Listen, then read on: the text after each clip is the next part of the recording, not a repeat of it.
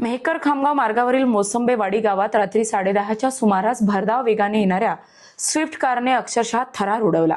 भरधाव कारने प्रथम रस्त्यालगत उभी असलेली बैलगाडी जोरदार धडकीत उडवली। त्यानंतर रस्त्यावरील हापशीला धडक देत कार थेट एका घरात घुसल्याची घटना घडली। या अपघातात आश्रुबा वाळुळकर यांच्या बैलगाडीचे मोठे नुकसान झाले असून घराच्याही काही भागाचे नुकसान झाले आहे, तसेच हापशीचेही नुकसान झाले आहे।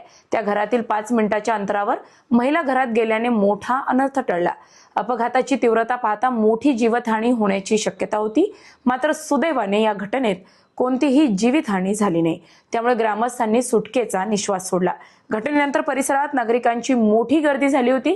अपघाताचे नेमके कारण अद्याप स्पष्ट झाले नसून वाहनाचा वेग, चालकाचे नियंत्रण सुटणे किंवा इतर कोणते कारण याबाबत जानेफळ पोलीस अधिक तपास करीत आहे।